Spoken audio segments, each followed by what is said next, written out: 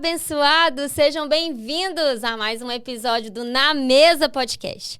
Hoje nós estamos com uma convidada especial para falar de um tema muito importante para todos nós.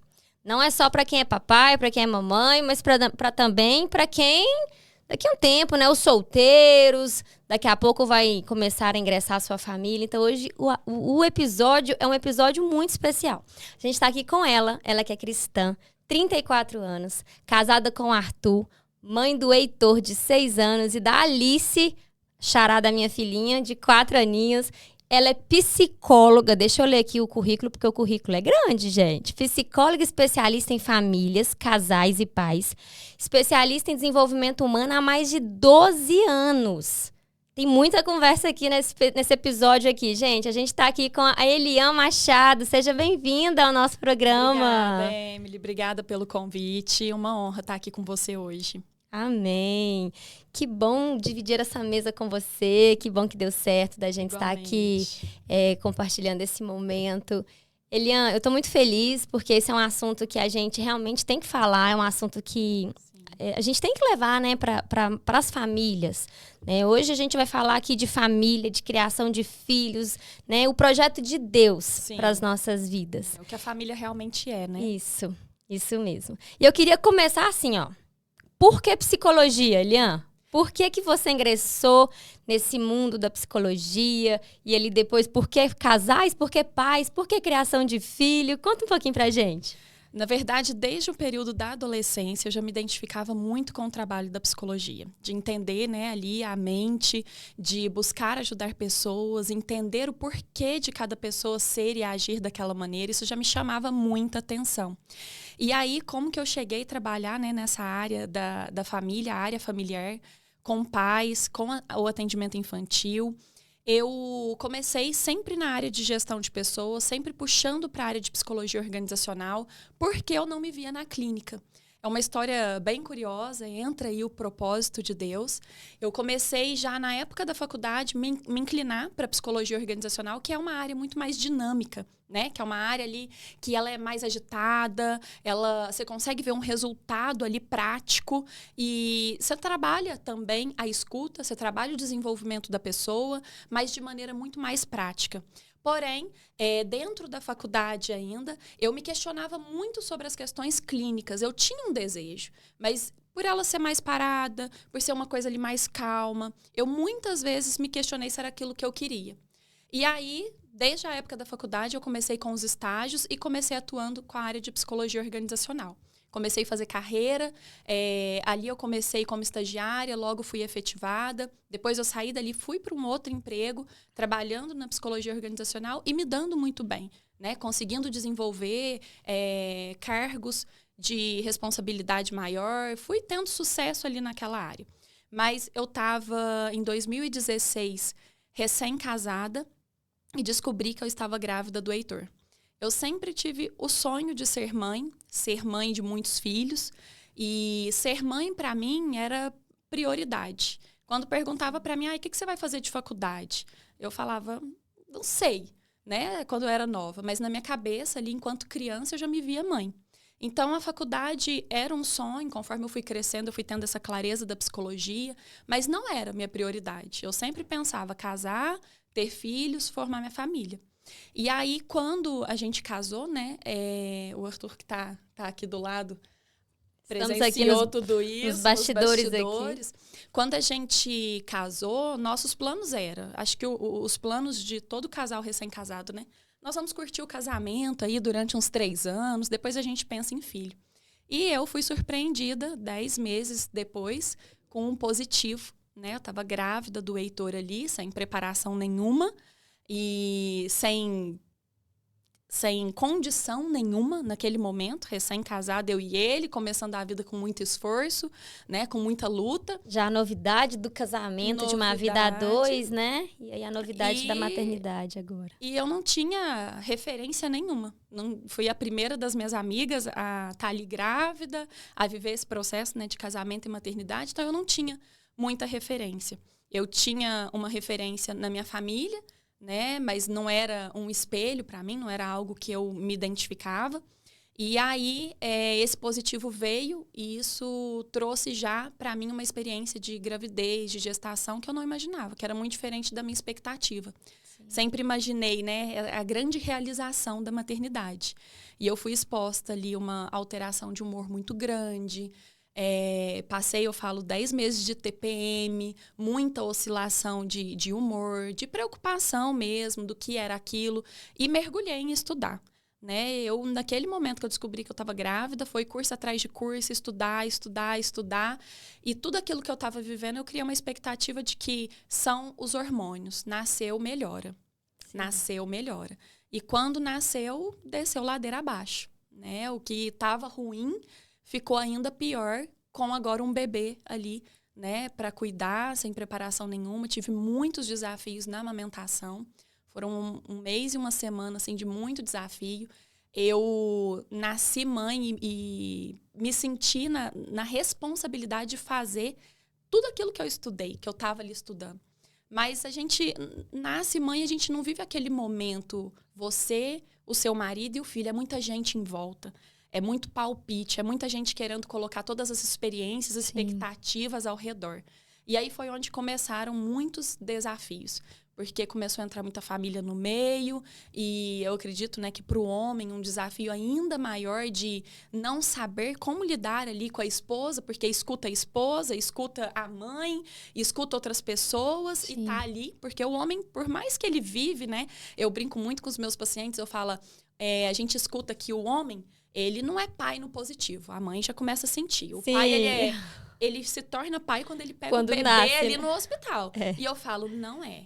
Né? O pai, ele começa a realmente sentir quando é pai, quando o bebê tá com uns 10 meses e começa a olhar para ele, esticar o braço. Aí eu acho que ele pensa, opa, né? Eu tô participando, agora eu tô fazendo parte desse processo. Até porque no início é a mãe o tempo todo, a amamentação, acordar de madrugada, tudo é a mãe. Tudo é a mãe. Até se o pai quer ajudar em alguma situação, mas não tem como ajudar. Você vai ficar ajudando porque a amamentação é nossa, o cuidado é nosso. E a preocupação que a gente tem, o sentimento que a gente tem, que nos move, né?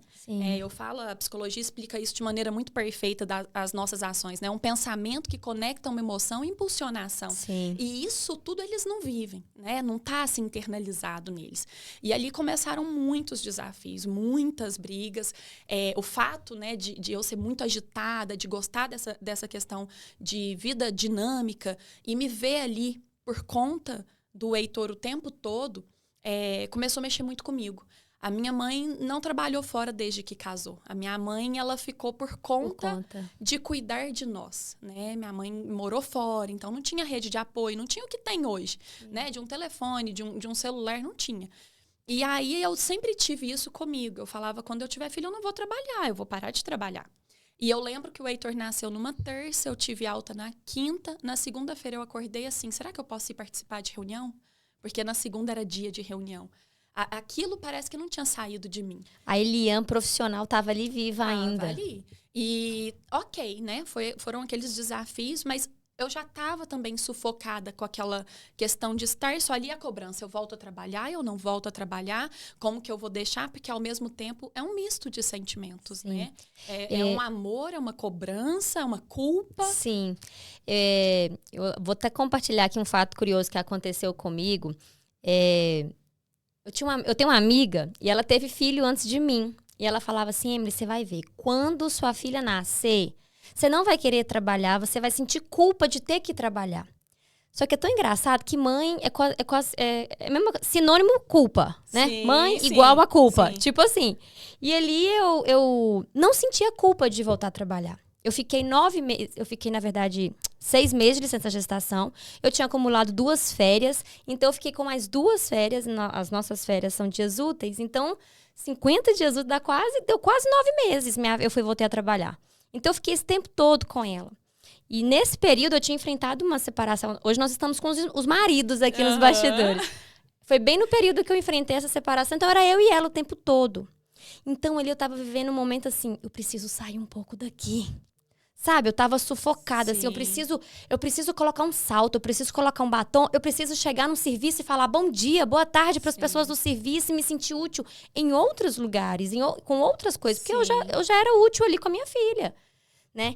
E ali eu lembro que eu comentei com a minha filha, com a minha amiga assim, falei, amiga, sabe qual é o problema? Mãe é culpa, né? Ela está sentindo culpa de ter que voltar a trabalhar? Eu falei, não. Eu tô sentindo culpa de não sentir culpa de querer voltar a trabalhar. Entendeu? Porque é até isso, né?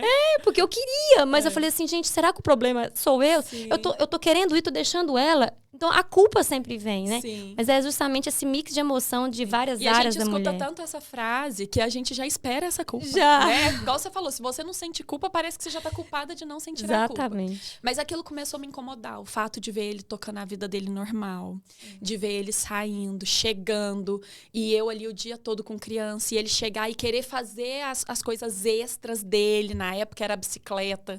Minha vontade era quebrar as bicicletas, assim, inteiras, né? Hoje eu olho, consigo falar sobre isso, mas aquilo remetia muita dor pra mim, né? Naquele período, naquela época, que me sentia sozinha, né? E tava ali vivenciando todo aquele desafio. E, como eu falei, com muita cobrança, com muita culpa, com muitas pessoas querendo falar a maneira que eu não tinha que fazer, sem respeitar o jeito que eu era. E foi desafiador, porque com o Heitor foi assim. Eu saía com ele no bebê conforto e com pano tampando. E as pessoas falavam, posso ver? Eu falava, não. Ninguém pegava.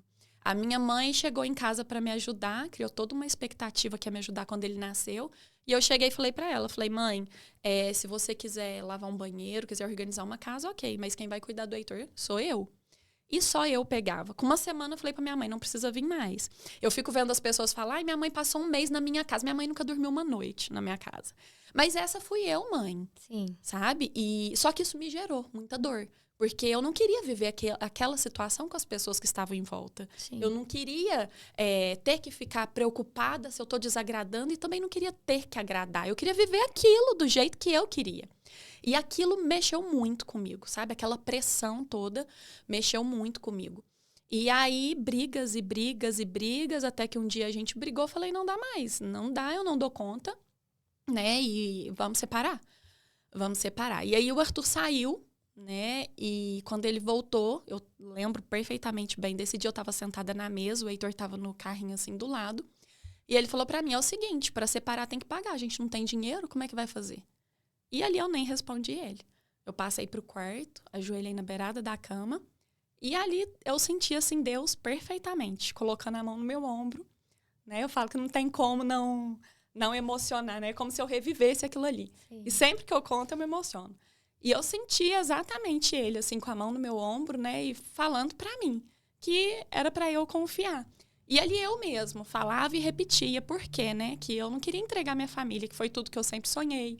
Que eu não poderia ver aquilo escapar entre os dedos da maneira como eu estava vendo. Porque não era o que eu queria. E a maternidade em si nunca foi um peso para mim. Eu estava grávida e eu falava, gente, se eu pudesse eu já engravidava de novo. A gente estava passando todos esses desafios, ninguém sabia. Eu nem para minha mãe, eu nunca fui falar. Coincidiu muito do meu pai estar doente na época, então eu não queria preocupar minha mãe. Fui vivendo tudo aquilo sozinha ali, calada, né? E todo mundo assim, você não tá doida, você não tá com depressão pós-parto, mas eu sabia que não. Eu sabia que o conflito maior era a situação em si, né? Como um todo, até pelo conhecimento. Mas ali eu senti, né? De confiar, de voltar meu coração para Deus, de buscar realmente a sabedoria e que por mais que eu sentisse que eu não tinha força, Ele era a minha força. Amém. Né? E aquele desejo, assim, de querer ter outro filho, de querer a minha família como eu sempre sonhei. Enfim, aquilo foi uma certeza que ela não era de mim, né? Que tudo ia dar certo, que eu era capaz de suportar. E a maturidade vem vindo, né? Junto com a dor, com as experiências, porque hoje eu sempre penso, quando eu tô numa situação difícil, você achou que era o limite e não era. Você achava que estava difícil e não estava. Porque eu falo que a gente vai amadurecendo esse relacionamento com Deus e aquilo que a gente passava de situação que nem era tão difícil, mas era tão dolorosa, né? Hoje a gente passa por situações mais difíceis com menos dor. Sim. Porque a confiança, né, ela vem. E aí, assim, você me perguntou, Eliana, como você chegou nessa área, né, da psicologia? Foi Deus me levando, né, me carregando. Eu falo que nem eu sabia por que o atendimento clínico já mexia comigo e eu me questionava na época da faculdade. Eu sempre tive esse lado de entregar muito para Deus, de pedir muito para Deus. Eu lembro de mim, assim, com 13, 14 anos, deitada na cama antes de dormir, pedindo: Senhor, me usa, Senhor, me faça um instrumento seu, Senhor, eu quero ser sua serva. Não foi nenhuma, nem duas, nem... Eu não sei quantas vezes eu me lembro de orar dessa maneira para Deus. E mal sabia eu o que me esperava. Mas eu tenho certeza que de coração eu estava entregando, né? E não sei quantas vezes eu pedi para Deus um marido, não sei quantas vezes eu pedi um homem que realmente fosse, né? E que estivesse ali ao meu lado nessa trajetória, que era a trajetória que eu sempre quis de servir. Como eu não sabia, né? Coitada de mim, nem sabia o que era a vida com 13 anos. Mas hoje eu vejo as peças como se fosse um quebra-cabeça se encaixando. E isso faz muito sentido quando eu penso no trabalho que eu executo hoje. E naquele momento, eu não imaginava nada do meu trabalho. Quando eu descobri que eu estava grávida da Alice, o Heitor tinha 9 meses, né? Tudo muito recente, as coisas não estavam mil maravilhas, mas eu queria. O Heitor não foi planejado por mim, né? Foi planejado por Deus. Deus preparou essa transformação na minha vida para me usar, para me fazer realmente a serva que eu tanto pedi. Sim. E por isso eu passei por tudo isso, né? O Que eu não deserto era pra ti. entendia. E o Heitor não foi planejado por nós, mas Deus colocou ali para que o processo todo se iniciasse, né? Da maneira dele, ele nos usou e me chamou para aquilo ali. E até hoje eu falo assim, eu escuto eu converso com Deus o tempo todo, eu escuto o tempo todo, e eu falo assim, a obra é muito maior, né? E talvez você não veja o resultado, mas eu tô vendo. Sim. Então eu tenho essa confiança. Mas você falando de obra, né? Assim, a gente já vê um propósito, né, na vida dos nossos filhos. Sim. Quando nós separamos, a Alice tinha 2 meses. E aí eu vim pra cá, pra cidade, né? Da minha mãe de primeira viagem. Esse período, né, de pós-parto, que a mulher tá tão sensível. Muito, né? sensível, tudo muito novo, separação, né? E nós ficamos 1 ano e 2 meses separados. E eu falo que Deus, nada foi por acaso, né? Por mais que foi um planejamento nosso, porque na verdade a gente morava junto, a gente quebrou princípio, a gente até deixar aqui, eu não sei pra qual câmera olhar, mas deixar aqui o episódio passado, que foi especial de Dia dos Namorados, nós compartilhamos, né, amor, um pouco da nossa história. Né? A gente estava quebrando o princípio ali do casamento, né? A gente estava morando junto. Então, assim, toda quebra de princípio vão ter suas consequências. Sim. E ele era Deus tratando a gente. Deus tentando falar assim, deixa eu voltar vocês aqui pra mim, né? E aí, quando a gente voltou, a gente começou tudo certo, casamos, e ali eu já enxergava, falei assim, gente, olha... E aí, quando nós resolvemos ter a Alice, foi assim, vamos ter uma filha, vamos ter... Pronto, parei de tomar remédio, no outro mês engravidei. Foi 15 dias, eu já estava grávida. E ali, depois, começou todo aquele turbilhão de situações, veio a separação. Mas hoje eu olho para ela e falo assim, minha filha, você já tem um propósito lindo de restauração. Você já tem um propósito lindo de união, de unir pessoas, de restaurar, né, a saúde emocional das pessoas. Porque se não fosse ela, não teria minha família de volta.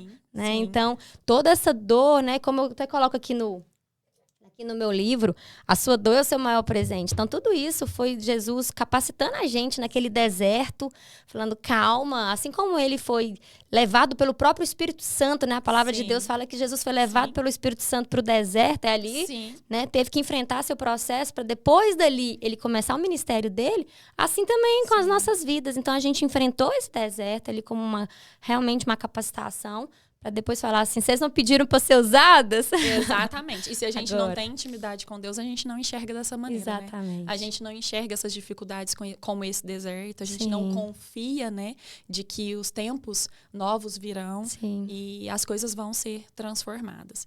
Mas ali eu descobri, né, a gravidez da Alice e aí eu tive certeza que não dava para continuar no trabalho que eu estava, que era uma carga ali totalmente exaustiva. Já tinha voltado um pouco? Já tinha voltado a trabalhar. Eu voltei, o Heitor estava com 5 meses.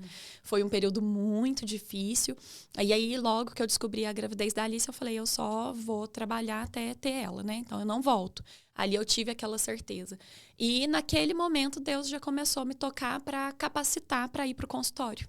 Trabalhar nessa área. E os questionamentos vieram, mas consultório, eu que sou tão dinâmica, será que eu vou conseguir ficar parada? Será que eu vou conseguir, né, estar ali num serviço totalmente diferente do que eu trabalhava? E começou a vir a clareza para mim. Você é especialista hoje em empresa, em gestão de pessoas, em negócio, né? Hoje você trabalha com parte totalmente estratégica. A família nada mais é do que uma empresa.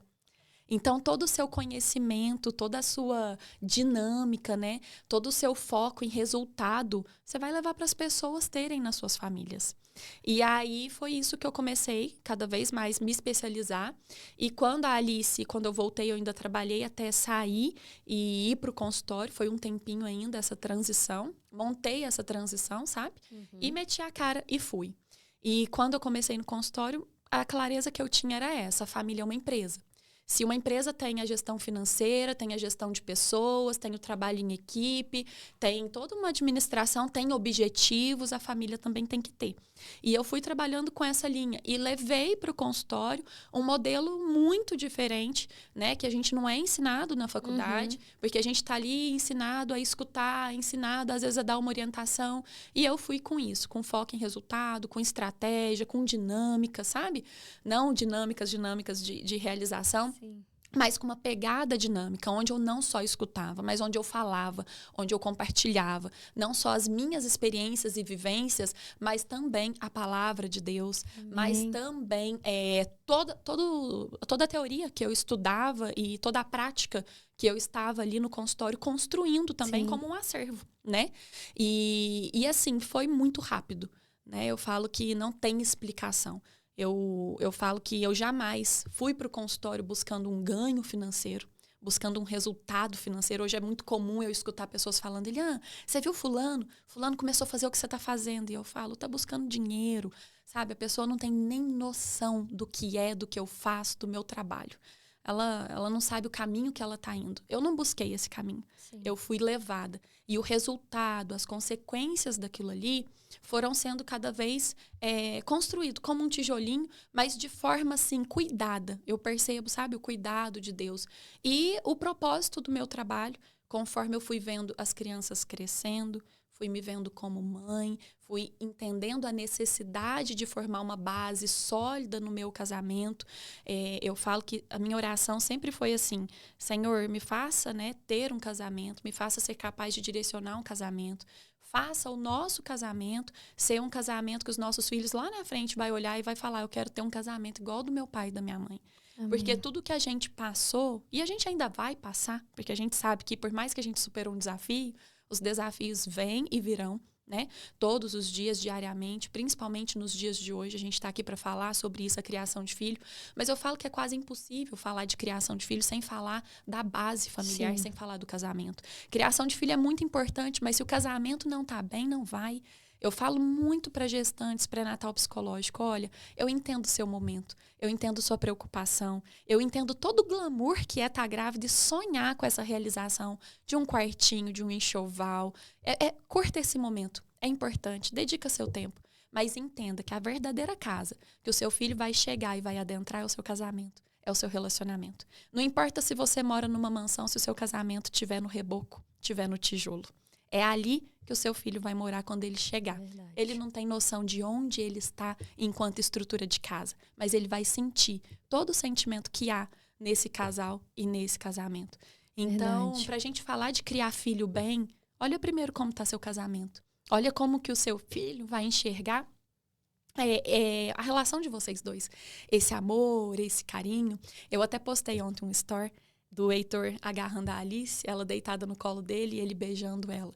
E ali, para mim, é muito claro que ele repete o que ele vê. O pai dele fazer comigo, a maneira como a gente é. É claro que vão haver discussões, é claro que vão haver dias ali que vão ter desentendimentos. E é importante também os nossos filhos presenciar isso dentro da medida certa, né? Sem falta de respeito, sem agressões, sejam elas verbais ou físicas. É importante que a criança tenha um ambiente harmonioso, mas a gente também não pode poupar os nossos filhos de determinados desentendimentos, porque não existe também essa vida. Sim, eles vão vivenciar todas essas situações, né? É importante essa demonstração de carinho, essa demonstração de afeto, né?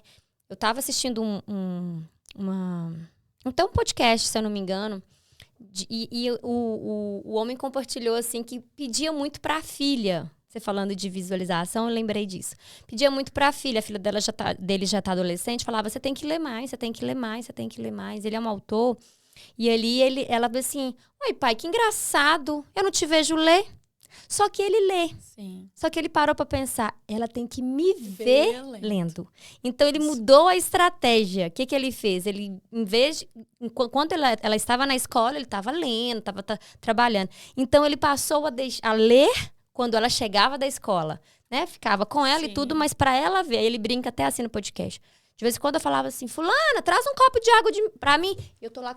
não posso prestar atenção agora, eu estou lendo. Só para ela poder ver que tá lendo. Mas é o fato, né, disso, não para ser um teatro, não, mas é realmente para ver a nossa rotina, ver esse cuidado. Sim. A gente tem um hábito aqui em casa de todo mundo tomar o café, almoçar, né? Fazer as refeições todas juntos à mesa, Sim. assim, à medida do possível, sempre que dá, Sim. né? Mas a maioria das vezes a gente consegue e a gente sempre ora antes de começar as refeições. E ali, meu marido fala muito assim, agora hoje é a vez da Alice. Papai do céu, obrigado pelo dia, amém. Então, você vê que ela vai repetindo justamente o que a gente faz, né? Sim. Então, é ver como é que o marido trata a gente. Principalmente, ainda mais você tem os dois, né? Você tem menina e menino. Então, a referência de ambas as partes, ambos os sexos, né? Aqui em casa a gente tem uma menina pequena, né? E em relação a isso, a família, a criação de filho, qual tem sido, na sua prática clínica, Eliane, o maior desafio que você tem encontrado nos consultórios, assim, de estrutura familiar, de criação de filhos? O que você mais... Você pode falar assim comigo, Emily, hoje em dia, o que eu mais observo realmente é uma falta de estrutura, assim, eu não sei. Qual tem sido o maior desafio que você tem vivenciado hoje? O primeiro ponto, de forma mais genérica, são os pais cansados. Mas o ponto mais grave para mim, e aí você vai me entender até por você também ser cristã, é a exaustão materna.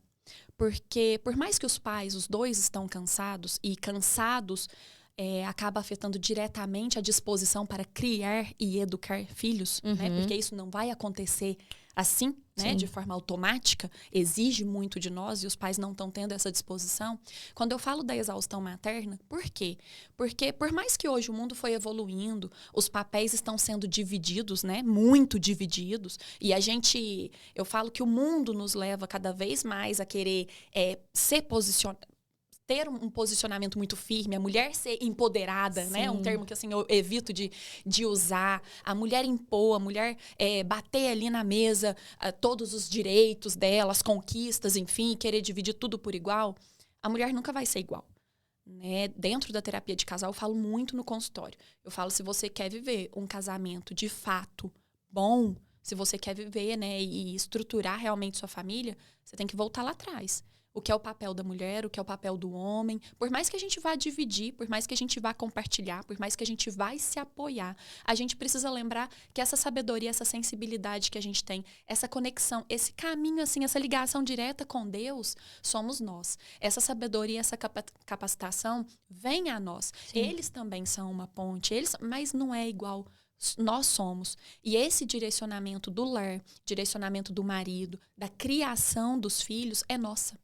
Então, para mim, o ponto mais grave é a exaustão materna. Quando a mulher, ela não tem essa sabedoria para direcionar, seja o seu casamento, seja o seu marido, porque eu falo assim, eu não tenho que reclamar do Arthur. O Arthur faz tudo o que eu peço. Porém, ele não faz se eu não pedir, não. Não faz. Eu posso olhar uma coisa ali, ó, aquilo passa. E se eu for ficar pensando, gente, será que ele não tá vendo? Gente, será que ele não vai fazer? Gente, será que ele não vai perceber? Eu vou ficar construindo esse diálogo mental negativo. E se eu chegar naquele ponto de falar, eu vou largar pra lá, é onde tudo começa a afundar. E hoje as mulheres estão nesse ponto. Porque, de fato, são muitas responsabilidades. Né? A vida de todo mundo é muito difícil. Eu falo que a gente assume diversos papéis. Nós somos mulheres que temos uma vida, temos as nossas necessidades, os nossos anseios, os nossos sentimentos, perspectivas, enfim. A gente é esposa, a gente é mãe, a gente é filha, a gente é amiga, a gente é profissional, a gente tem compromissos sociais, enfim, a gente é tudo isso. E a gente é intensa, e a gente tem ali uma sensibilidade com tudo que a gente se propõe a fazer. O homem é mais prático, né?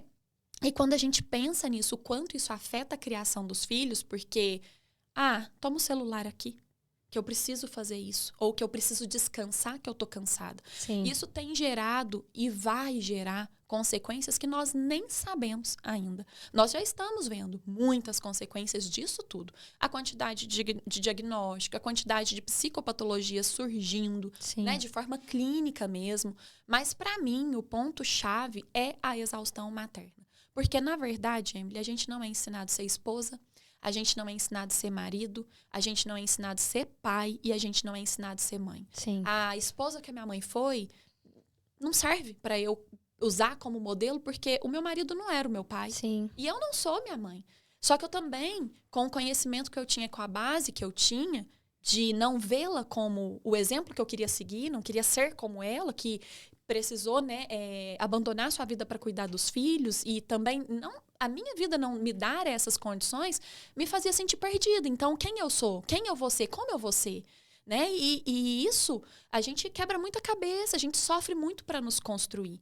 Mas quando a gente tá ali entregando, né, todos os nossos desejos, com todo o coração, de coração aberto para ser usada, a gente confia de uma maneira que, assim, eu não sei o que vai acontecer amanhã, mas vai dar certo. Sim. Né? Eu tô seguindo aquilo que Deus está colocando no meu caminho e tô buscando a clareza. E a gente também não pode ser, né, de fato negligente ao ponto de falar se Deus quiser. Né? Eu falo muito isso, o fato da gente ser cristã, da gente buscar essa intimidade com Deus, nos faz nos tornar mais responsáveis. Se Ele toca o nosso coração, nós temos que fazer. Só que hoje o cansaço vai levando assim, porque Deus não quis. O possível cabe a nós, né? O possível cabe a nós. Eu O falo impossível, muito isso. o impossível é a especialidade de Deus, mas o possível cabe a Eu nós. sempre falo isso. Deus é Deus do impossível, porque o possível nós temos que fazer. Então, para mim, a demanda maior hoje são mães exaustas. Eliana, não sei mais o que fazer, eu tô perdida.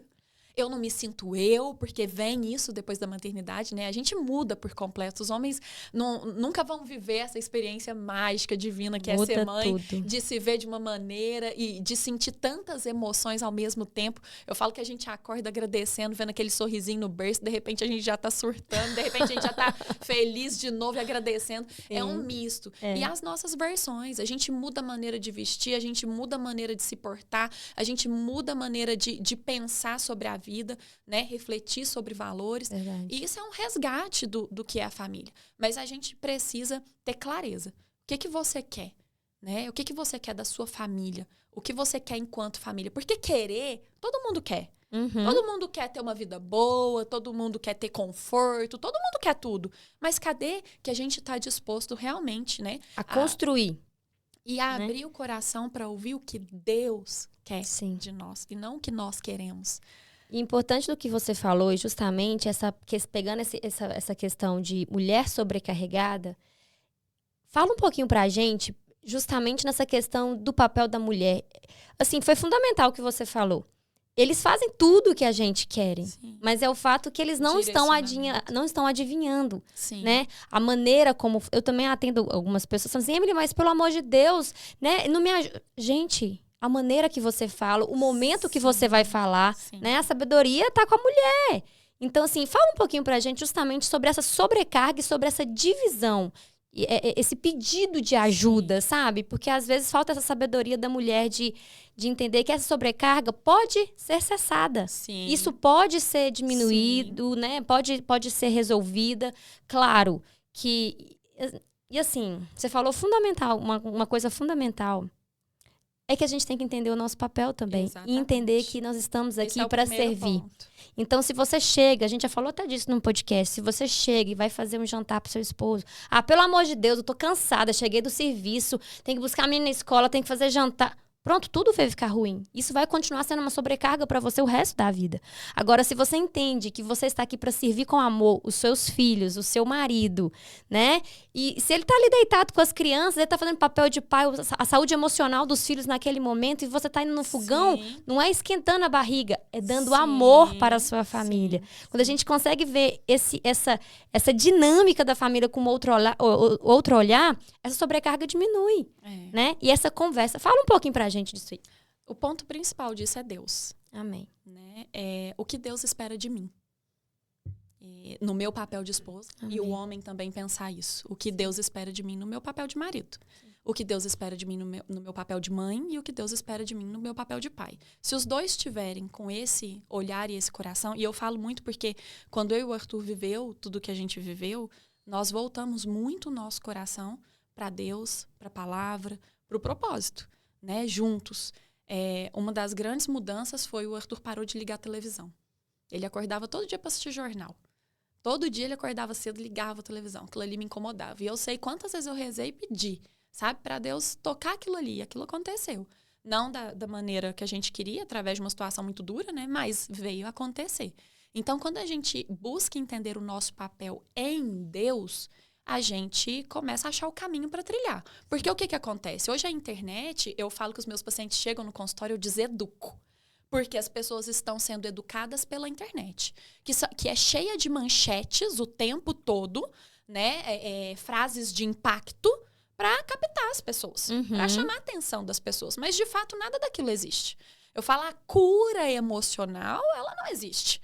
Então, a gente tem que ir trabalhando esses pontos e trazendo para a realidade. A gente pode falar de cura emocional, mas para um leigo, para a pessoa que lê aquilo ali, remete uma coisa que aquilo de fato não é.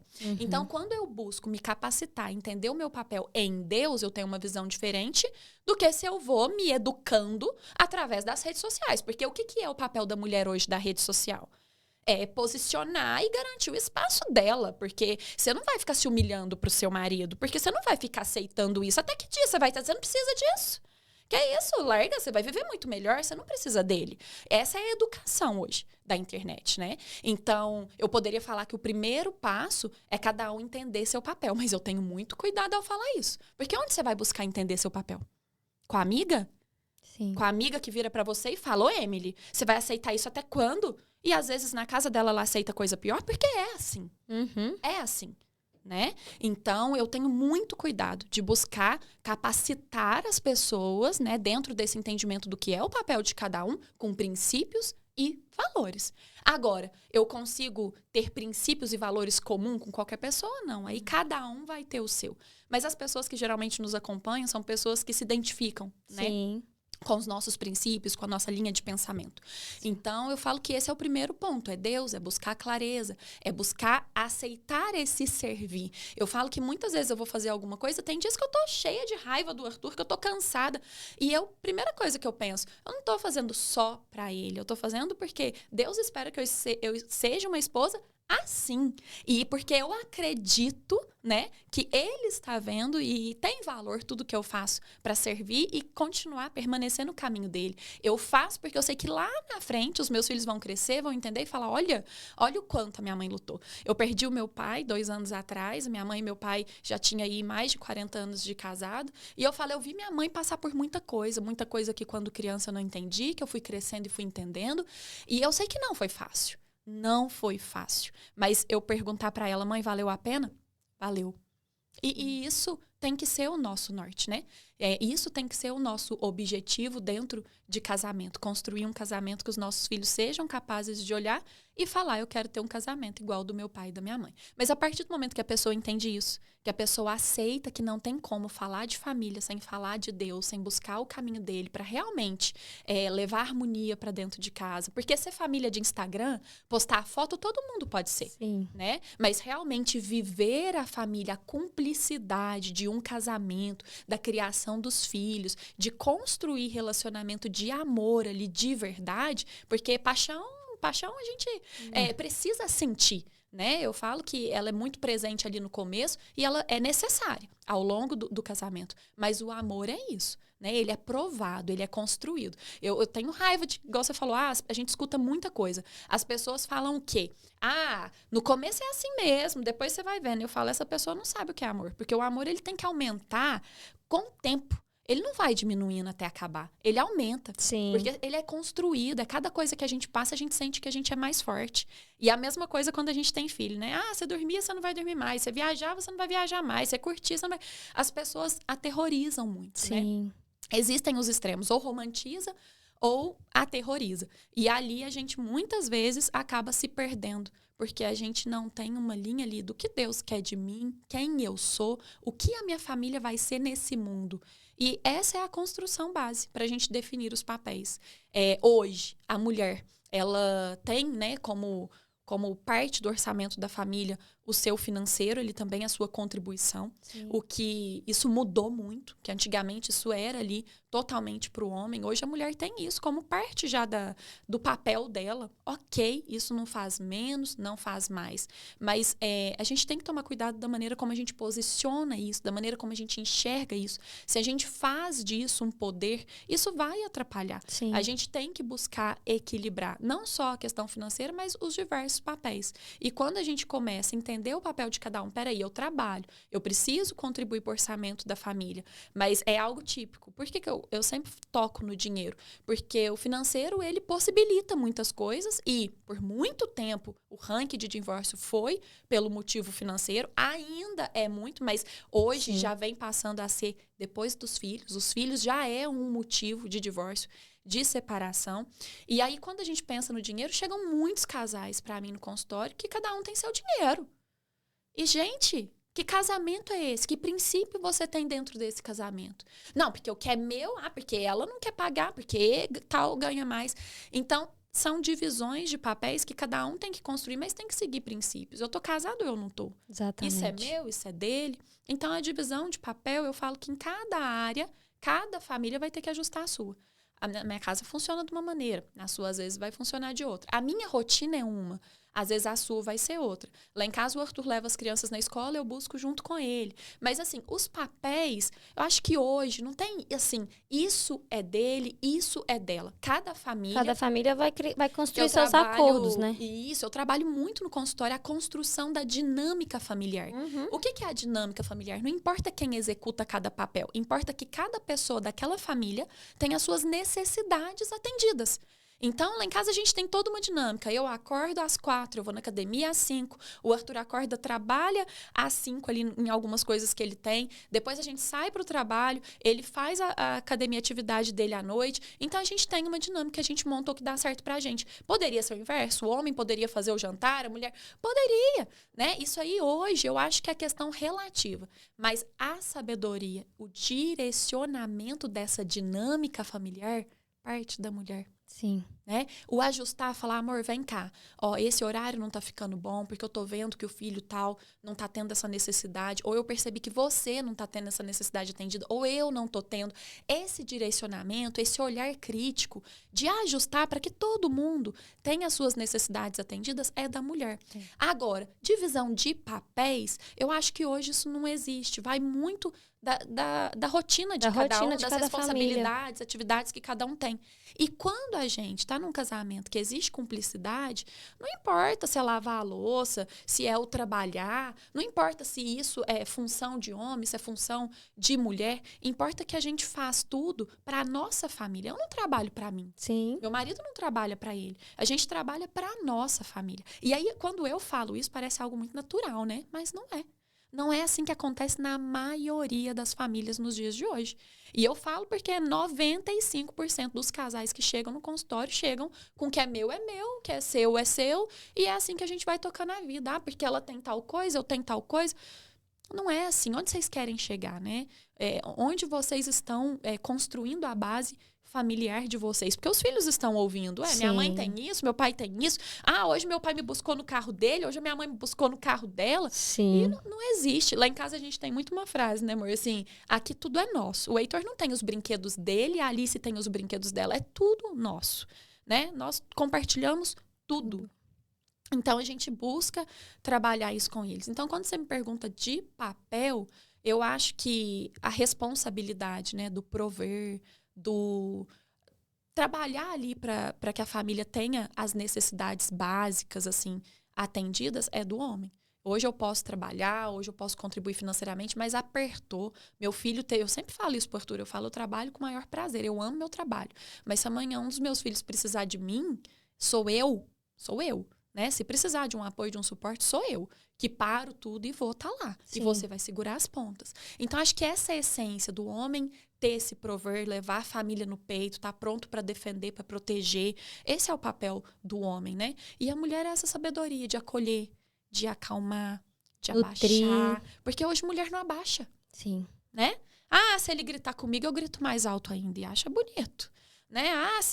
E não é isso. Sim. Né? Então, eu acho que a divisão de papel que existe é o papel lá atrás, né? Aquilo que já vem em nós, como essência. Sabedoria da mulher, essa força do homem de ser capaz de proteger, de ser capaz de segurar uma adversidade, uma dificuldade, um desafio que surgir ali.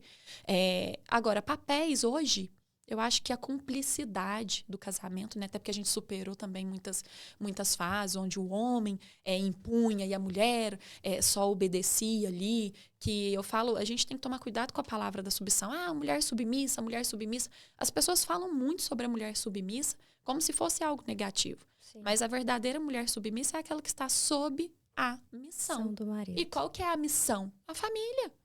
É o direcionamento da família. Né? E como tudo isso contribui para a criação dos filhos, né? Que a gente está criando essa base forte dentro do lar. Os nossos filhos estão vendo toda essa construção de papéis, de acordos. E quanto isso vai passando para eles e para eles também entenderem que... eu vou falar até um assunto polêmico aqui, mas eu até vi que você compartilhou isso já no seu Instagram. O quanto isso é necessário ser criado como base forte, porque o nosso marido... Né, o papel ali do marido, da esposa, o casamento, ele tem que ser prioridade dentro da família. Porque daqui a pouco nossos filhos vão falar, tchau, mamãe, cresci.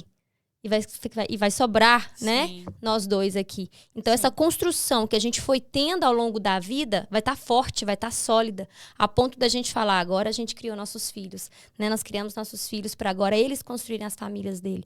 Então, assim, e os nossos filhos veem isso. Né? A sua filha, o seu filho, por exemplo, vê ali a construção do papel da mãe, papel do pai, vê que tudo é nosso. Quando os nossos filhos começarem a ter referências lá fora, né, de procurar os seus maridos, as suas esposas, vão falar menos que meu pai e minha mãe? Não, né? A gente até viu um post esses dias falando assim, eu até mandei para o meu marido, falar assim, gente, isso aqui é do meu pai para cima. Menos que meu pai, eu não aceito, né? Então, essa construção desse casamento forte traz toda uma base para a criação dos nossos filhos, né? Com certeza. E o casamento forte, como eu falei, né, tá sendo direcionado pela mulher. Eu falo uma frase, e aí eu vou voltar um pouquinho para poder explicar exatamente isso que você está falando. Eu falo assim, a melhor mãe que uma criança pode ter é a mãe feliz. O que acontece? Quando uma mulher ela entra no casamento, e como eu falei, a mulher ela não é ensinada a ser esposa, o homem não é ensinado a ser marido, a mulher não é ensinada a ser mãe, ela entra no casamento com muitas expectativas. E na maioria das vezes, quase sempre, com expectativas totalmente emocionais. Sim. Porque a mulher, até pela sensibilidade dela, nós enquanto seres humanos como um todo, né, somos seres de falta. Mas a mulher com toda a sensibilidade dela, ela vai juntando ali uma sequência de dores, né? De situações que foram, muitas vezes, até traumatizando. E ela coloca a expectativa toda ali naquele casamento. Ou seja, ela não está preparada para aquele casamento. A gente nunca vai estar, né? Mas o importante é a gente ir buscando essa clareza para ir arrumando a casa, né? Trocar o pneu do carro andando. E aí, quando essa mulher tem filho, ela quer preencher todo o vazio dela com essa criança. Então, o marido já saiu de cena, não precisa dele mais. Sem perceber, a mulher age assim. Tudo que ela precisava tá ali, é o filho, né? Principalmente quando a mulher tem isso de querer se dedicar à família, acha que tá fazendo tudo pro filho e tá ótimo. E acaba até passando na criação do filho, né? Acaba até super protegendo. Mas isso aí já começa a ser um problema, por quê? Porque ela tá tentando tampar um vazio dela com o filho. Ela tá se anulando e colocando tudo no filho. Com isso, o casamento tá de lado, com isso, ela tá de lado. Porém, ela não consegue entender que o filho é um serzinho ali, que ele veio de passagem. Ele veio para ser educado, para ser criado. A gente fala muito de instinto materno. O que é o instinto materno? Garantir sobrevivência. Eu falo muito, olha, instinto materno não educa filho, cria. para que ele sobreviva, mas não educa, não. Se a gente for agir pelas nossas emoções, pela proteção, que é o nosso instinto materno, né, totalmente protetor, a gente estraga filho. E seu filho não dá sequência na vida. Sim. E aí uma mãe que não tem todo esse fortalecimento, ela não consegue criar um filho forte. Primeiro, porque ela não direciona um casamento. Esse filho não vai ter esse casamento como exemplo. Segundo, que ela nunca vai deixar o filho ir. Ela nunca vai deixar o filho viver. Ela vai estar sempre demandando desse filho. Já viu mãe que fica, nossa, você não veio aqui em casa hoje, não é? Por que mulher fala tanto de sogra? Porque é a mãe que, assim, ela é vazia. Ela precisa ter tudo ali. O cordão ainda tá ligado. Né? E a gente precisa querer criar filhos fortes para que eles sejam capazes de se tornar adultos, fazer boas escolhas e construir suas famílias com os mesmos princípios e valores. Sim. Né? Onde eu perguntei para uma paciente assim, ela tinha muitas questões de conflito com pai e mãe. O que é honrar pai e mãe para você? E ela me respondeu rapidamente, obediência, obedecer. Falei, quando você era criança. A partir do momento que você se tornou adulta, você tem as rédeas da sua vida, você tem que dar certo na vida. Vai viver sua vida. Honrar exatamente isso. Você não precisa obedecer mais às regras do seu pai e da sua mãe. Né? Enquanto você tá aí, você precisa. Você deve respeito e tudo mais. Sim. Mas você precisa. E aí eu penso, quantas mulheres têm condição emocional mesmo, psicológica, de construir filhos para irem, para serem. E aí quando você fala, Eliane, como que essa base familiar forte vai interferir? Quando o seu filho tem isso como exemplo e você está preparada para isso, você vai querer ver seu filho ir. Agora, uma mãe que não está preparada, uma mulher que começa ali, conforme o filho vai crescendo e vai se distanciando, porque a criança, com 4 anos, o menino principalmente, já não quer abraço e beijo, né? Eu falo que eu tenho um Heitor lá em casa, não, mãe, não me agarra. E aí eu tenho que entender e respeitar esse espaço dele, é ele. E aí uma mãe que é fragilizada emocionalmente, usa do filho para tampar esses vazios, ela tá ali querendo o filho. Né? Ela tá ali privando o filho de se desenvolver, de crescer. E ela não vai conseguir ensinar o caminho. Você pergunta para uma mãe, o que você quer para o seu filho? Toda mãe vai te responder, eu quero que ele seja feliz. Como que você vai ensinar seu filho a ser feliz se você não é? Como que você vai ensinar um caminho para o seu filho que você não trilhou? E aí se anula de uma tal forma, né? Só tampando o vazio ali com a vida da criança, com a presença da criança, querendo manipular os comportamentos e as escolhas, os desejos da criança. Eu reparo muito, sou muito observadora. Leva a criança para escolher, pega esse, deixa a criança escolher o que ela quer. Tá o tempo todo, sabe? E isso é muito comum nos dias de hoje, principalmente, porque o casamento tá de lado, já tem um vazio ali que não está sendo suprido. Né? Hoje a gente está na era do amor próprio. Você tem que trabalhar seu amor próprio. Você está no casamento, seu casamento está tendo problema, é porque você não tem seu amor próprio. Gente, se a gente busca um relacionamento, já caiu por terra amor próprio. Se amor próprio fosse suficiente, a gente não estava ali buscando amor no relacionamento com outras pessoas. Sim. Então, a gente tem que aceitar que o casamento é importante. E quando a gente fala de criação de filho dentro do ambiente forte, eu só vejo um objetivo. Que o meu filho seja capaz de lutar por uma família como eu luto pela minha, porque não vai ser fácil. Ele vai ter que ser forte, né? Assim como o meu marido precisa ser todos os dias, minha filha, assim como eu, preciso ser todos os dias, porque casamento é casamento. É desafio, é escolha diária, né? Não é todo dia que a gente tá afim de lutar pelo casamento. Não é todo dia que a gente tem força. Mas não é pela gente. Tem algo maior ali. E quando você não tem esse vazio preenchido e a gente vai buscando, você não consegue impor limites para os seus filhos. Então, ele já começa... Totalmente permissivo. E não vai passar por frustração, não vai passar por limites. Sim. Quando chegar na fase adulta, não vai conseguir receber o não. Vai ser aquela criança, aquele adolescente rebelde. Sim. E a mãe sempre passando a mão na cabeça. Então, de forte, realmente não vai ter nada. Sim. E é reflexo do quê? Do que ele teve dentro de casa. Né? Então, eu sempre falo, não tem essa culpa de, eu vou ficar em casa, eu vou só cuidar do meu filho, eu vou parar de trabalhar. Vai viver. O que você quer? Ficar em casa realmente a sua realização? Ótimo. Você precisa ser feliz. Mas a maioria das mães que chegam no consultório estão totalmente frustradas, infelizes. E aí, qual é o pior problema da exaustão materna para mim hoje? Não são os problemas do cotidiano, do dia a dia. Não são os problemas do casamento, não são os problemas na família, não são os problemas no emprego, não são os problemas financeiros. O problema maior da exaustão materna hoje é o diálogo mental. ele é silencioso. E ele é o que mais adoece. Sim. Né? Eu falo que a gente ignora muitas coisas. Igual nós estamos aqui, o sinal do Wi-Fi nos possibilita tantas coisas, mas a gente não vê ele. Mas é uma energia poderosa. Quando eu fico, ai, meu marido isso, meu marido aquilo, mas não é possível que ele isso, nossa, eu não aguento mais isso. É um diálogo mental negativo, porque a gente não faz o diálogo mental positivo, ele é raro. A gente faz ele forçado, mas o nosso automático, ele tá sempre ajustado pra gente fazer o diálogo mental negativo. E esse diálogo mental negativo é o que adoece. Verdade. Esse é o que suga. Esse é o que leva a mulher à exaustão. Porque o problema que você enfrenta, o problema que você é capaz de assumir, de buscar solução e que você faz o que tem que ser feito, você passa por ele. Vai te trazer um cansaço, mas, opa, você superou, você tá ali. Uhum. E aí, tem uma frase que eu repito muito, eu falo, resultado cura. Né? Resultado cura. Quando a gente faz e a gente se aproxima dos resultados que a gente tanto busca, a gente cura. E a gente está ensinando os nossos filhos o quê?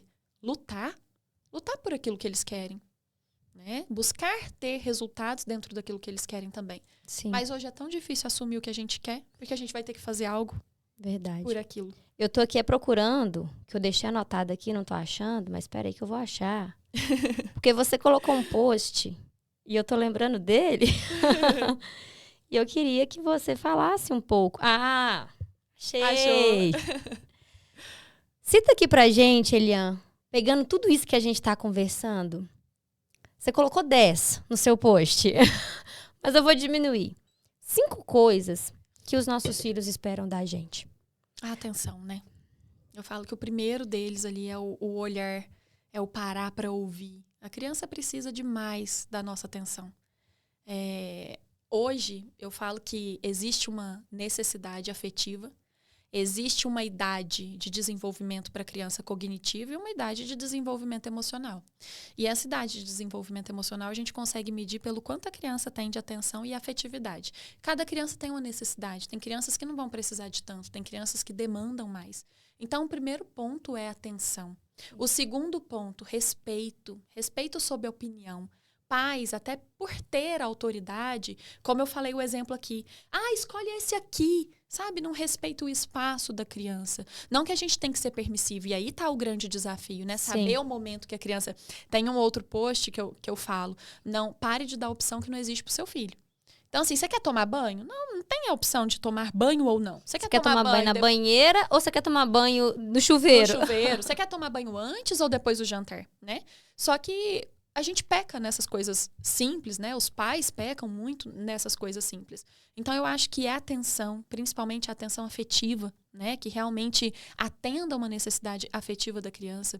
Essa questão do respeito, de respeitar a opinião, respeitar escolhas, respeitar espaço. Essa questão de abrir para a criança ter opção de escolha faz muita diferença até na autonomia, na confiança da criança, que vai formar lá na frente a autoestima, né? Que a maneira como ele se posiciona. Então, isso é muito importante. Outro ponto que eu não abro mão, eu falo que são as experiências, as vivências, as memórias afetivas ali. A gente não precisa de muito. Ah, Elian, mas eu não tenho condição de viajar. Menina, senta no chão com seu filho da sua casa, pega milho, pega arroz, pega feijão, sabe? Deixa ele misturar, sentir a textura. Faz uma gelatina, deixa a criança apertar, senta para descobrir isso com ele junto. Fazer as famosas experiências ali de cientista, sabe? Cada fase da criança vai demandar um tipo de atividade, mas dá pra gente improvisar muito. E isso faz com que a criança explore, né, áreas, assim, até mesmo cognitivas, sensoriais, emocionais, que a gente não tem noção. Então, isso faz muita diferença para a criança. Não comparar. Evitar rótulos. Comparação e rótulo foi algo que eu mais falei na minha gravidez inteira e falei pro Arthur. Nossa, eu não quero fulano falando, ai, nossa, é bravinho, que as pessoas chegam, recém-nascido tá chorando. Sim. Nossa, como ele é bravo. Ontem mesmo, eu escutei uma pessoa falando para um bebê, nossa, como você é bravo. Eu falei, ele não é. Entrei no meio do assunto. Falei, nossa, não, ele tá com sono, ele tá cansado. Entrei no meio do assunto onde eu nem fui chamada, porque eu não gosto que rotula. A criança não sabe o que é ser bravo, o que não é, não tem nem noção. Falavam muito com a minha filha, nossa, mas a Alice é tão boazinha. Eu falava assim, não, ela é tranquila. Ela está tranquila aqui, está no ambiente normal. Mas ela também tem os seus momentos ali, às vezes, de ficar mais nervosa, com fome, né? Quando era bebê. Porque ela realmente sempre foi uma criança muito tranquila, um bebê muito tranquilo. Aí todo mundo, nossa, ela é tão boazinha. Eu falava assim, eu não quero... Vai crescer com rótulo de boazinha. Eu sou boazinha. Sou boazinha. Eu não posso me posicionar, eu não posso falar não. algo, né? Eu não posso desagradar, porque eu sou a boazinha. E são coisas muito pequenas que às vezes algumas pessoas escutam, torcem o nariz. Tipo, ai, que bobeira, sabe? Eu fui cheia dessas bobeiras desde o início, assim, de não deixar ter acesso à tela, celular, enfim. Mas voltando aí para completar os 5, eu acho que proteção, segurança. Né? A criança espera sempre ser protegida. Então, muito cuidado quando a criança tem algum comportamento, a maneira que vai abordar, o criticar, o reprimir, porque a criança ela precisa sentir segura, né? A gente precisa aprender a abordar. Muitas vezes a gente reprime um comportamento, critica um comportamento, e um comportamento que às vezes a gente não tem. Eu falo muito isso para os pais no consultório. Eu falo, olha, que engraçado, né? Você com os seus 35 anos ainda não faz isso, está cobrando isso da sua filha. Você com 35 anos não controla e tá cobrando isso da sua filha. Sim. Então, a gente tem que tomar cuidado com isso. Acho que eu falei os 5 aí. Qualquer coisa a gente volta. Fui perdendo o caminho. Mas é justamente isso, né? Nasce um filho, nasce uma mãe, nasce um pai. A gente vai tendo essa construção juntos ali, né? Da maternidade, do filho. E a gente vai aprendendo com os nossos filhos, né? Eu falo que uma frase que tá até no meu livro é que a Alice, ela veio para esfregar na minha cara o quão imatura eu era. O quão a imaturidade estava escancarada, assim, sabe, na minha vida. Porque hoje, tudo que eu converso com a Alice, na base da conversa, ela tem 2 anos e 10 meses, amor. Vai fazer 3 anos agora. Tudo que eu converso, eu abaixo e falo, Alice, olha isso, isso e isso. Ela, não, eu não quero. Olha, a gente vai fazer isso, depois... Ok, tá bom. Então, você vê que era uma falta de paciência minha, porque o que os pais fazem? Não, vai fazer isso, acabou, e ponto, vamos. Não dá uma explicação, não fala o porquê. Não dá esse respeito, esse espaço do respeito para a criança, né? Esse momento para ela entender o porquê que ela tá fazendo isso. Então, tudo isso realmente veio, eu falo que a maternidade esfregou na minha cara que eu precisava crescer. Deus falou assim, não, a Alice tem um propósito muito grande, minha filha, te fazer crescer, né? Então, vamos crescer juntos aí, junto com sua filha. E ali, todos os dias é um aprendizado. E o maior aprendizado realmente que eu tenho com a minha filha é a paciência. É a paciência porque eu não era uma pessoa de explicar, não, é do meu jeito, pronto, acabou. Sim. Agora tudo tem que dar uma explicação, tem que falar o porquê, conversar, controle da minha emoção. Quando ela está, né, no momento ali de nervosa, eu entender que eu sou adulta da relação. Exatamente. Então eu me acalmo. E pensar que mulher você quer que ela seja, né? Exatamente. Uma mulher que abaixa a cabeça para tudo que todo mundo fala e faz aquilo que mandou. Né? Ou uma pessoa que questiona. Sim. Né? Então, a gente tem que pensar lá na frente. Às vezes, tem alguns comportamentos das crianças que nos tiram muito da nossa zona de conforto, que é muito difícil para nós.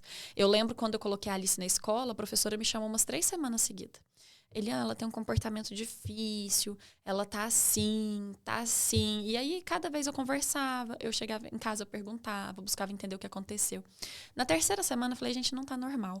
E aí, eu fui perguntar pra professora, eu falei, mas exatamente o que tá acontecendo? Ela falou, não, ela é muito questionadora, ela não aceita. Eu falei, mas eu criei ela pra questionar. Então, você vai ter que aprender a lidar com isso. Porque ela vai questionar, sim. Lá em casa eu não mando, ela tem que obedecer. Lá em casa não é fica quieta, ela tem que ficar. Sim. Lá em casa eu busco explicar, eu busco adequar. Então, aí foi um trabalho. Ela parou, pensou.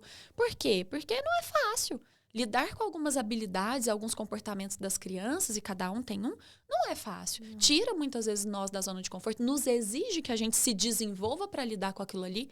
Mas aí a gente tem que pensar, dependendo de uma maneira que a gente atua com a criança ali, a gente mata uma habilidade que seria super necessária lá na frente, né? Então, isso é o que você falou. Eu tô aqui, eu preciso me desenvolver. Mas dos grandes propósitos chaves do meu trabalho, eu falo que eu tenho uma clareza, assim, de trazer a família para o lugar que ela deveria estar, que hoje ela não está mais, que está sendo tirada a qualquer custo e a qualquer preço. Mas, mulheres, vejam a maternidade como oportunidade.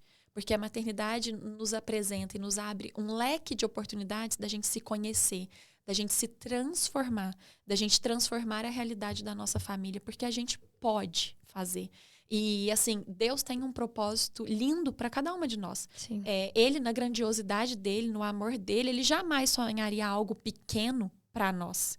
E se essa dor não tá passando, é porque você não tá usando ela a seu favor. É porque você não tá se permitindo sentir, você tá negando a dor. Para de negar, confia, né? Então, maternidade como oportunidade. Ah, maternidade é difícil. Teve aquela frase que bombou, agora eu não vou lembrar a atriz. Ah, eu gosto da maternidade, mas não gosto de ser mãe. São coisas assim que a gente está vivendo cada vez mais imersa e absorvendo o mundo. E a gente não é o mundo. Né? Eu tive uma experiência, inclusive espiritual, esses dias para trás, eu falo que me trouxe um ensinamento muito grande. Eu achava que eu tinha fé. E cada vez que eu caminho e eu me aproximo, eu vejo quão a minha fé é pequena. O quão Deus quer muito mais de mim através dessa fé. Né? A gente se perde no dia a dia, na correria, nas coisas e compromissos que a gente tem. Até mesmo das pessoas que a gente convive. Eu e o Arthur, a gente afastou de muitas pessoas. As pessoas questionam, subiu da cabeça, ficou metido, não liga pra nós, mas não é. É porque a gente foi percebendo o quanto a troca de energia, o quanto não compactuava com determinados, né, pensamentos e estilo de vida que a gente queria viver mesmo.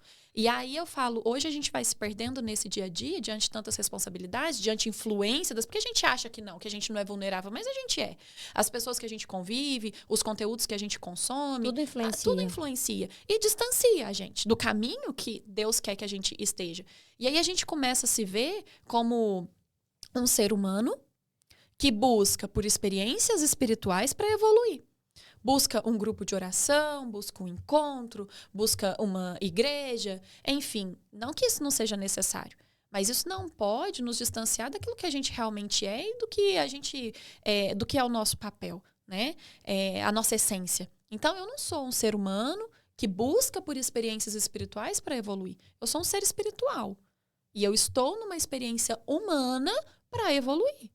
Né? E se a gente não tem essa visão, e se a gente não busca aplicar essa clareza todos os dias na nossa vida, dentro da nossa família, seja casamento, seja a criação de filhos, vai ser muito difícil. Perfeito. Vai ser muito difícil. Perfeito. Né? Então, gente, isso aqui tá fluindo, e tá fluindo, e tá fluindo. A gente tem tempo? Eu já até perdi a hora aqui que a gente... Nem sei. Eu nem perguntei se a gente tinha tempo. Eu nem perguntei se a gente tinha tempo. Não, a gente vai fluindo aqui, Deus vai conduzindo. Eliane, e se fosse para você, pra gente ir finalizando, se fosse para você deixar uma orientação final, assim, para as famílias, para mãe e para pai, né, para os pais de forma geral, como lidar com esses, e aí pode discorrer, como lidar com esses desafios emocionais dos filhos, como lidar com essa questão de não ter medo de impor esses limites para criar esses filhos fortes, né? Pensando realmente nessa estrutura dessa família. O que você falaria para esses pais hoje? Porque a gente realmente vê isso, né? Vê, às vezes, o medo na educação. Eu vou educar meu filho até fugiu a palavra. Educação respeitosa, né? Disciplina positiva. Isso. Mas ele tudo vai sendo permissivo, eu não posso fazer isso, eu não posso negar, porque eu tô sendo... Não, a gente tem que... a própria palavra de Deus fala, né? Que a gente tem que... Igual você falou, a diferença de criar e educar. Então, esses desafios dessa saúde emocional para os seus filhos, né? Esse crescimento, à medida que eles vão crescendo, o que você falaria para os pais? Primeira coisa, assim, eu acho que tem que existir uma clareza sobre a disciplina positiva. Eu tenho uma formação em disciplina positiva, eu falo que foi perfeito para eu entender o que é disciplina positiva, mas que eu gosto de comparar a disciplina positiva com a política do SUS. A teoria é maravilhosa, mas na prática não funciona. Porque o que acontece? A disciplina positiva com o pai, uma mãe, da realidade do dia de hoje, de vida real de nós, eu não sei se você segue a Sâmia, mas eu sempre cito ela como exemplo. Porque a Sâmia é uma referência hoje e tudo mais. Porque ela tem 7 filhos e ela prega que ela não tem babá. E a vida dela acontece, bababá. Gente, a realidade da Sâmia é outra. Né? Ela tem 7 filhos, ela não tem babá, mas ela não precisa preocupar com uma conta, ela tem uma pessoa que provê além das necessidades dela, ela tem uma passadeira, ela tem uma lavadeira, ela tem uma cozinheira, ela tem infinitas. E não adianta falar, você está justificando que ela tem isso tudo. Não, gente, é a realidade. Sim. Nós, que somos pais, mãe e pai, que vivem uma vida que tem compromissos, que lutamos, que corremos atrás para colocar o pão de cada dia dentro de casa, para oferecer um conforto para os nossos filhos, para oferecer uma educação, para oferecer uma saúde, as necessidades básicas básicas para conseguir, né, prover ali tudo que hoje... Porque a gente paga até para respirar, a gente tem que ser realista. Isso aí já começa com bloqueios que cada um tem ali, que vem trazendo e que tem dificuldade de lidar muitas vezes com dinheiro e vai justificando. Mas, enfim, quando a gente pega a disciplina positiva para ser aplicada por nós, pais reais, mães reais, que eu uso muito esse termo, né, a mãe real, porque dentro do nosso dia a dia, a gente não consegue levar isso como uma disciplina positiva. Ou a gente vai sair da disciplina positiva, ou ela vai se tornar uma disciplina permissiva. Você fala pra mim assim, Elian, qual que é a sua opinião sobre, às vezes, dar um tapa na criança? Eu não tenho opinião sobre dar um tapa na criança. Eu preciso ter opinião sobre a realidade daquela família. Por quê? Jamais eu vou falar, você tem que bater, você vai bater. Mas eu também jamais vou criticar uma mãe que deu um tapinha ali no seu filho. Não tô falando de agressão. Tô falando daquele, sabe? Ali um tapinha na bunda. Eu não vou também criticar. Por quê? Porque existe uma realidade, existe um contexto por trás daquilo ali. Às vezes a gente vê uma mãe puxando uma criança ali no mercado pela mão, vem, não sei o quê, não faz isso, brava com a criança, para todo mundo em volta e olha tanto a mãe. De julgamento. Como se a mãe tivesse, naquele momento, mas é tudo que aquela mãe tá passando e o dia daquela mãe. Então, uma mãe que vive todas essas responsabilidades, um dia a dia corrido, para falar assim, nossa, você não vai levantar o tom de voz com seu filho, né? Você vai sempre cuidar da maneira como você fala firme com ele para não falar autoritário. São linhas muito tênues. E aí, o que acontece? O medo de errar, né? Para não ser autoritário dentro da educação e da criação dos filhos faz com que os pais sejam permissivos. Porque na correria do dia a dia, naquela loucura ali, você chega em casa, você tá pondo o menino para fazer dever, você tá colocando uma janta, você tá arrumando uma coisa para amanhã, que é a realidade que eu vivo todos os dias. De repente, você já fala, não, mas toma cuidado com isso aí. Nossa, então amanhã eu já não falo mais. Meu Deus, eu saí da disciplina positiva. Minha nossa, não posso falar assim com meu filho, então não vou falar. Se eu não sei como falar, se eu não consigo me controlar, não vou falar. Aí amanhã eu vejo fazendo, o que eu faço? Eu não falo. Então, primeiro ponto, a gente precisa entender que a disciplina positiva, ela é muito difícil de ser aplicada e ser colocada em prática por nós pais que somos reais. Sim. Ela é ótima, a teoria é perfeita, porém não é a realidade da maioria das famílias. São temas, igual você falou, assim, muito polêmicos, que pega minoria das famílias que conseguem fazer isso, como homeschooling, como vários outros temas. A gente tem que ser realista. Sim. A gente está falando da população brasileira, da cultura do brasileiro, né? Porque muitas coisas da disciplina positiva vêm de fora. Vem de fora, é outro perfil. É a nossa realidade. Não, é outra cultura, é outro temperamento, é outra maneira de viver a vida. E nós estamos aqui na nossa realidade. Então, a gente precisa cultuar aquilo que realmente funcione para nós, adequando. Porque, como você falou lá no começo, nasce uma mãe, nasce uma culpa. Escorreguei ele com meu filho, às vezes falei um tom mais alto, e aquilo ali não é para me matar ainda mais de culpa, mas é para eu chegar e ensinar para o meu filho através daquilo ali. Olha, filho, mamãe teve um comportamento errado, né? Você me desculpa, mas da próxima vez eu quero sua ajuda nisso. E ok, e a gente vai conduzindo. E mostrando também a nossa vulnerabilidade, né? Nossa vulnerabilidade. Porque senão os filhos acham que os pais são super-heróis e quando acontece alguma coisa, parece que o mundo da criança caiu. Nossa, meu pai e minha mãe, né? Caiu o mundo da criança. Então, realmente, a gente também tem muito aqui. Quando a gente saiu aqui de alguma... Alice, você me desculpa, Sim, por mais que ela ainda não tem nem 3 anos. Sim. Desculpa, mamãe falou mais brava com você, mamãe te entendeu, tá bom? Tá bom. Aí eu peço um beijinho. E eu mesmo também o contrário. Olha, a mamãe não gostou disso. A gente tem que fazer o quê? De culpa. Isso mesmo. Agora dá um abraço na mamãe, um beijinho. Então, para ensinando que nós também erramos. E até entre nós, né? Sim. Ah, vem cá, me pede desculpa. E a criança tá vendo, assistindo aquilo ali. A nossa vida, né? A criancinha ali embaixo, olhando pra gente mais alto. É como se fosse a própria TV. Ela tá assistindo. Agora, o conselho que eu dou pros pais, sejam responsáveis. Eu sou muito dura. Eu falo até com os meus pacientes. Eu sou muito dura. Porque hoje, o mundo precisa de pais responsáveis. Tá tudo muito difícil. Né? Os pais, como eu falei, o problema dos pais cansados. Eu tive um caso no consultório de um pai que chegou me solicitando um atendimento para uma criança de 2 anos e 4 meses. Isso já tem quase 3 anos. E ele relatando tudo, eu fui explicar para ele. Falei, olha, eu não trabalho com atendimento de criança de primeira infância, a não ser que tenha um diagnóstico muito específico. Por quê?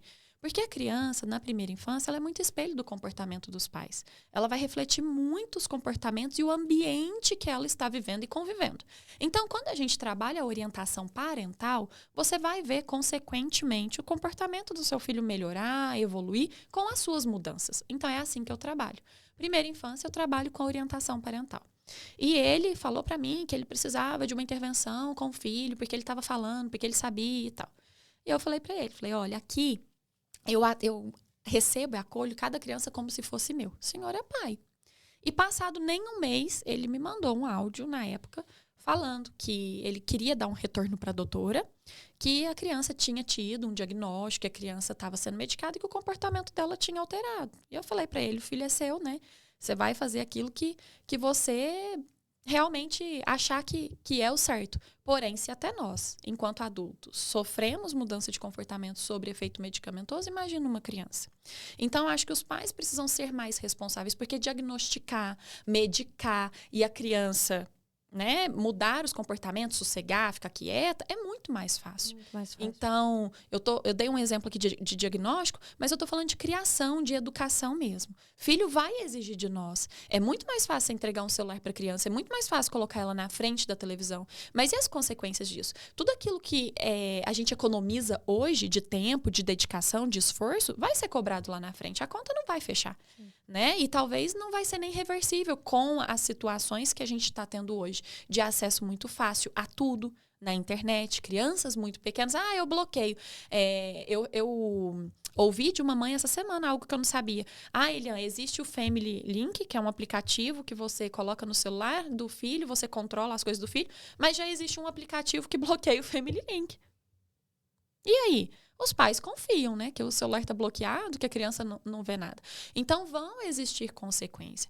Pais sejam responsáveis pela criação dos seus filhos. Sim. Né? Para mim, dentro do consultório, eu falo muito para os pais. Aqui o trabalho é assim. Eu não atendo criança, não atendo adolescente sem atendimento dos pais. Não adianta você achar que a criança vai vir aqui, o adolescente vai vir aqui 45 minutos uma vez na semana e vai ser transformado. Você é parte do processo. Você tem muita coisa para aprender, você tem muita coisa. E os pais precisam buscar conhecimento. E não só conhecimento sobre como criar filhos, conhecimento sobre como se estruturar de si mesmo, né? Para criar filho. Autoconhecimento, autorresponsabilidade. É aquilo que eu falei. Pais precisam ser felizes, mas dentro do limite, não é eu vou ser feliz e meu filho que se exploda. Você precisa ter essa felicidade para não se anular, para não ser uma pessoa frustrada que transmite, deposita todas as expectativas no filho, né? Porque eu fiz tudo pro meu filho vai ter que fazer tudo para mim. Eu deixei de viver uma vida por ele, eu dediquei a minha vida toda a ele, né? É isso na maioria dos casos que a gente vê. Então sejam responsáveis. Que educação, que caminho, né? Seja responsável ao tratar bem sua esposa, ao tratar bem seu marido, a assumir esses papéis e as suas funções dentro de casa com amor. Não importa se é lavar uma louça, se é tirar um lixo, não importa. Faça com esse cuidado, porque o filho tá vendo. Aprende com o que a gente ensina, aprende, mas tá aprendendo todos os dias muito mais. A gente escuta tanto assim, a criança começou a engatinhar, foi lá e pegou aquilo ali, fez igualzinho eu fazia. Eu não ensinei. Não. A criança estava olhando, ela estava observando. Desde muito cedo. E as crianças estão sempre nos observando. E eles vão repetir os nossos comportamentos. Não adianta falar, às vezes a mãe chega pra mim e fala, nossa, a criança falou tal palavra, escutou de algum lugar. Não, Eliana, não escutou. Pior que não escutou, isso veio dela. Não veio dela. Veio de algum lugar, a criança ouviu aquilo ali, né? Então, são pequenos cuidados que a gente pode ter. E eu falo muito para os pais, conversem sobre a linha de educação que vocês querem para os filhos de vocês, porque senão também um desautoriza o outro o tempo todo. Sim. Tira a autoridade, e aí nisso a criança sente ali uma abertura para transitar entre os dois, né? Então conversem, dialoguem, construam juntos esse tipo de educação, esse estilo de vida que vocês querem ter e façam disso um estilo de vida. Não tem que ser, eu vou colocar em prática essa teoria, não, você vai criar um estilo de vida. de família. Sim. Né? De família com propósito. Sim, uma conversa, igual você falou, uma construção desta família, né? Porque o marido vem com uma bagagem, a esposa vem com uma bagagem, tira um pouquinho dessa bagagem aqui, tira um pouquinho dessa bagagem aqui, constrói a sua bagagem, que essa vai ser a sua criação, essa vai ser seu estilo de vida daqui pra frente. E é o que vocês vão passar, né, pros filhos, e ali na frente os filhos também vão replicando ali, tirando cada um da sua bagagem para poder juntar com a outra, né, com seu cônjuge, para poder construir a vida deles. É a primeira base, né? Eu falo que os nossos filhos vivem muito da nossa experiência. Se a gente olhar para trás, o quanto a gente tem das experiências do nosso pai? Muitas. E aí tem pessoas que justificam disso. Porque a minha mãe, tá bom, foi assim lá atrás. Mas e daqui para frente? Agora. E agora? Né? Então, os nossos filhos vão viver isso também. E a gente tem que ser capaz de mostrar isso para eles. Olha, tudo que você passou lá na frente, quando forem adulto, passou. Foi a história do seu pai e da sua mãe. Mas e agora o que você pode fazer com isso? Pega tudo que você considera que é bom, né? Dentro ali de tudo aquilo que foi construído enquanto princípio, enquanto valor, e vai fazer melhor. Exato. Né? Vai honrar. Vai honrar. É isso. Construir sua vida. Vai dar certo na vida. Então, família tem que ter um propósito. Você tem que enxergar um objetivo com a sua família.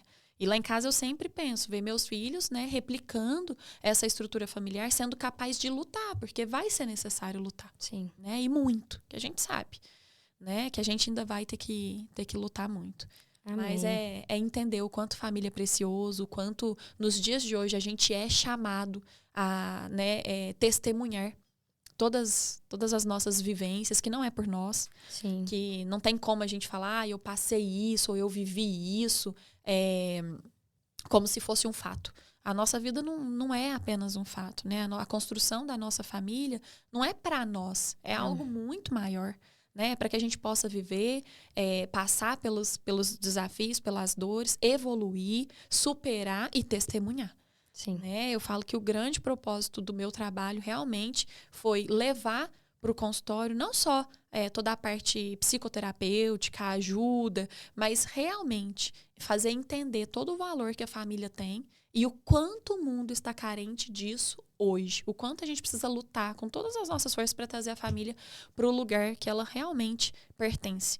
Porque o mundo está educando, né? Já está mesmo educando, não vou nem falar está deseducando, não. Já está educando da maneira totalmente contrária aos princípios e valores que a gente precisa lutar. E as pessoas estão indo. Por quê? Porque estão cansadas, é mais fácil, deixa e vai indo. Né? Eu ia conversar com meu marido, mas vou largar para lá, porque, né, também eu não preciso falar. Estão cansadas, estão feridas, sim, né? E não precisa de ajuda, e eu preciso lutar pelo que é meu, e o restante... E pais feridos vão criar filhos feridos. Por isso eu falo, conselho tenham responsabilidade. Se você precisa de ajuda, se você precisa de um tratamento, um acompanhamento para ser melhor, para se sentir realmente capaz, preparado para criar e ajudar seu filho, vá você. Não adianta achar que o meu filho precisa, né, de uma ajuda, o meu filho, eu fiz, eu tô pagando, eu coloquei lá para resolver.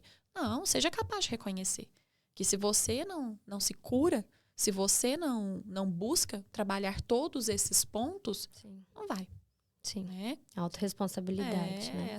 Essas dores, essas memórias que estão aí, né? Se você não trabalha isso, se você não consegue amenizar essa dor para que você evite de fazer transferências maternas e paternas, colocar expectativa no outro. Meu filho vai fazer isso, quero que meu filho seja isso. Não quero que meu filho viva aquilo, porque eu vivi e foi ruim. Seu filho é seu filho, né? Você tem que fazer o seu papel de construir a base, mas ele precisa viver as experiências dele. Então, quando a gente é seguro de si, quando a gente é realizado, quando a gente entende, né, os nossos porquês, a gente vai bastando. E a gente vai cada vez mais criando filhos para ser eles, para seguir o caminho deles. E com a certeza de que lá na frente vai dar tudo certo. Eu sei que garantia, né? Eu escuto muito isso. Mas que garantia você tem que lá na frente vai dar tudo certo? Confia. Faça o papel, faça o hoje. Não preocupa com amanhã. Faz o seu melhor hoje, né? Segue esse caminho. Abre seu coração, que não tem como.